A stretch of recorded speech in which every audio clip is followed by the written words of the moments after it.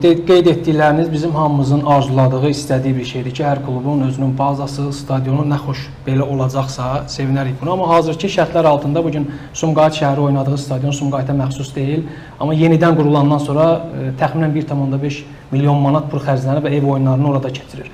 Tovuz şəhər stadionu Turan rəhbərliyinə aidiyyatı yoxdur, bağlılığı yoxdur və öz vəsait hesabına klub rəhbərliyi orada örtüyü dəyişdi, müəyyən işlər görüldü. Belə nümunələr çoxdur. Neftçi stadionu Neftçiyə məxsus deyil, hər il müəyyən pullar xərclənir.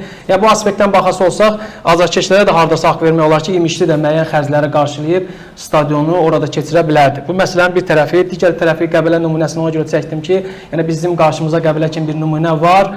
Havanın soyuq olmasına, şərtlərin ağır olmasına baxmayaraq illərdir yaxşı örtüyüb qorunur, saxlanır və ev oyunlarını orada keçirir.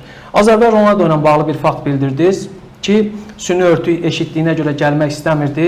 Maraqlıdır, Quba şəhər stadionunun örtüyünü görəndən sonra nə düşündü, nə fikirlər bildirdi? Bizim Quba ilə bağlı mən istəyirəm ki, bunu ictimaiyyət çox yaxşı bilsin. Birinci, əgər şansı olsaydı İmişlinin Qubada oynamamaq, biz geri qalan 11 Premier Liga klubundan daha öncə o seçimi eləyərdik ki, biz Qubada oynamayaq. Bizim oyuncularımız üçün otun keyfiyyətinin yüksək olmağı müsbət amildir. Biz misal üçün çempionatın liderini məğlub etmiş yeganə klubuq. Amma hansı meydanda biz onu məğlub etdik? Qubada yoxsa Masazırda? Siz ümumiyyətlə Qubada qələbə qazanmamısınız.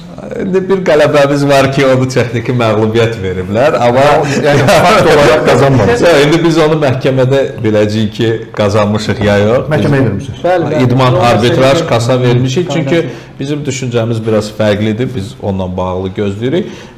Quba Olimpiyada oynamaq bizim məcburi seçimimizdir. Bizim üçün bu günləri alternativ stadion yoxdur, alternativ meydan yoxdur. Məcburi biz bu müddəti adlamalıyıq. Bu müddəti atlayandan sonra bizim öz stadionumuz, öz infrastrukturumuz özümüzə uyğun şəkildə olacaqdır.